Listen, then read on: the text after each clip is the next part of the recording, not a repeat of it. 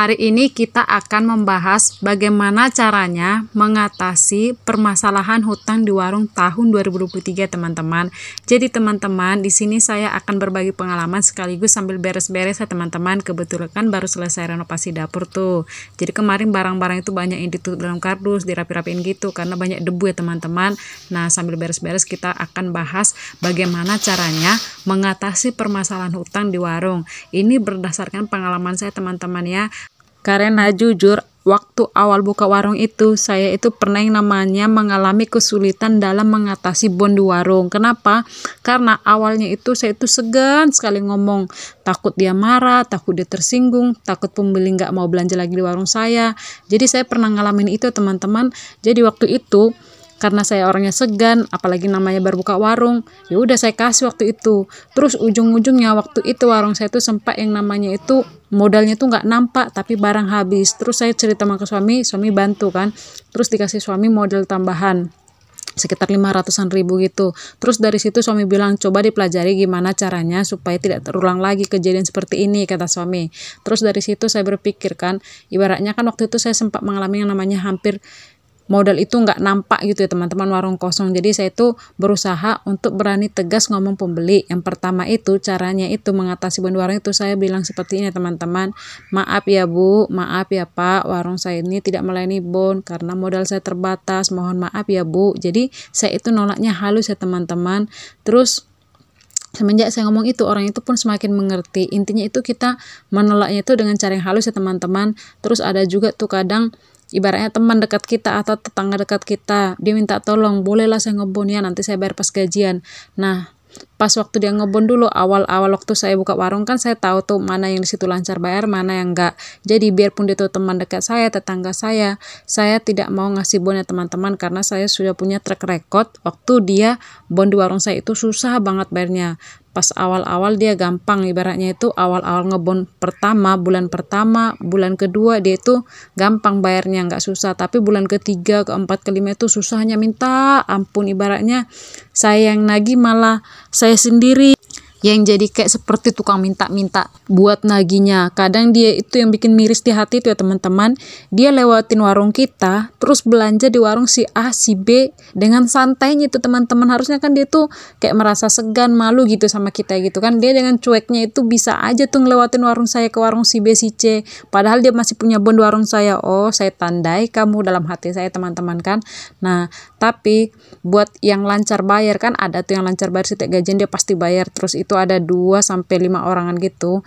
Dia kan aku kasih itu ibaratnya itu boleh bon tapi bayar pas gajian ya, saya ngomongnya baik-baik. Terus dia mau gitu teman-teman. Jadi buat yang teman-teman yang lancar bayar saya kasih teman-teman, tapi saya batasi. Misalnya saya itu tidak pernah ngasih bon di atas 200.000.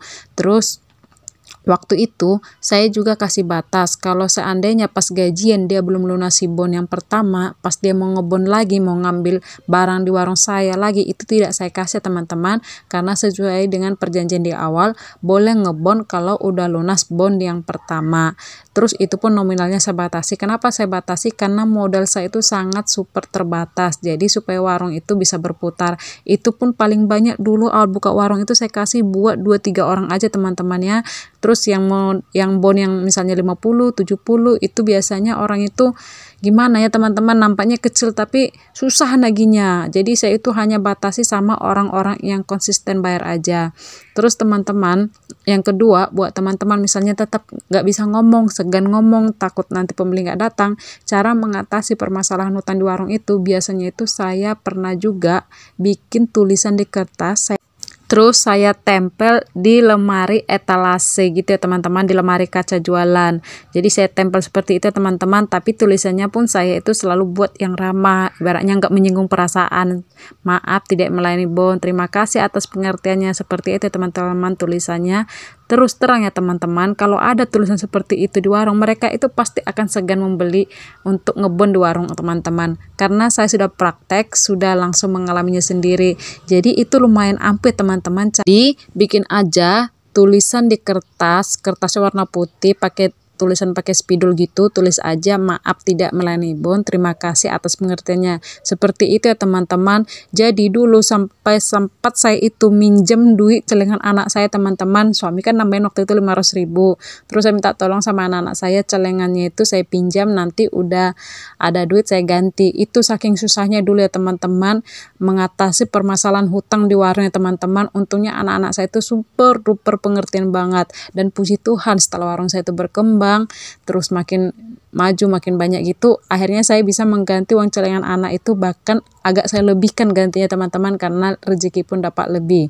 Jadi teman-teman intinya itu kita itu harus berani tegas ya teman-teman, terus jangan menyinggung perasaan, terus bisa juga kita dengan menulis tulisan di kertas kita tempel di lemari kaca. Dan selanjutnya supaya keuangan di warung kita itu juga lancar, supaya warung kita itu sukses maju, kita itu harus rajin bersih-bersih ya teman-teman.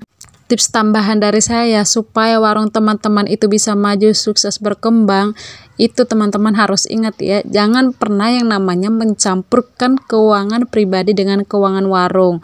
Jadi misalnya teman-teman mau ngambil Royco harganya cuma 500 perak tuh, ya udah teman-teman wajib bayar itu yang 500 perak itu ke uang warung. Jangan gara-gara 500 perak nanti aja lah. Nah nanti kebiasaan teman-teman, misalnya teman-teman anaknya mau jajan asal ngambil nggak dibayar, terus ibu misalnya teman-teman mau masak gitu kan, mau butuh minyak goreng ambil dari warung. Nah kalau kayak gitu modal warung juga bisa habis teman-teman.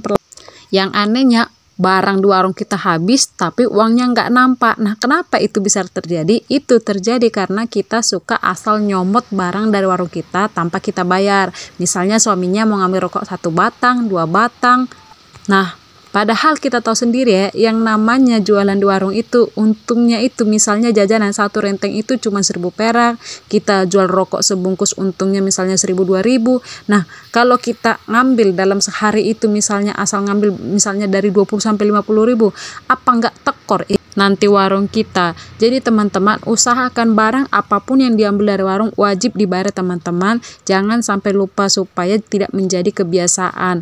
Terus teman-teman supaya warung Anda sukses, kan masalah permasalahan hutang tadi sudah saya jelaskan berdasarkan pengalamannya. Intinya itu harus berani tegas, terus kalau mau ngasih bon kasih sama orang-orang yang Anda percaya saja. Terus selanjutnya itu jagalah silaturahmi antar sesama tetangga. Jadi kita itu jangan sombong, kalau ada sosialisasi kita ikut, misalnya ada cara gotong royong kita suruh suami kita ikut, ada kondangan kita ikut. Jadi silaturahmi itu sangat penting ya teman-teman. Biarpun kita jaga warung perlu juga kita menjalin silaturahmi. Nah tips tambahan teman-teman saya lupa tadi di awal, saat mau ngasih bon itu jangan asal sembarangan kasih teman-teman. Maksud saya itu kasih sama yang Anda benar-benar kenal. Misalnya dia masih orang baru, jangan ya teman-teman, harus cari tahu dulu apakah dia tinggal di sekitaran situ. Misalnya dia ngontrak boleh juga kita kasih, tapi tengok dulu track recordnya gimana dia pas belanja itu ya teman-teman. Kalau masih baru jangan langsung berani ngasih banyak-banyak bon, misalnya kasih dulu 50-100 ribu, terus pas pembayaran dia kayak mana. Tapi itu baratnya jangan kasih sering-sering, pilih aja sama orang-orang tertentu, maksimalkan hanya 5 orang, kasih aja sama yang benar-benar butuh. Ibaratnya kita itu saling membantu ya teman-teman. Oh ya teman-teman, ini ada video tambahan, ini tentang situasi terkini perumahan saya teman-teman, lagi proses pembangunan jalan, pembangunan ruko. Jadi perumahan ini sangat luas ya teman-teman, jalannya sangat mantap lah tinggal di perumahan ini. Biarpun perumahan subsidi tapi luas jalannya sangat bagus ya teman-teman. Nah teman-teman, sekian video dari saya, mohon maaf jika ada salah kata. Terima kasih teman-teman.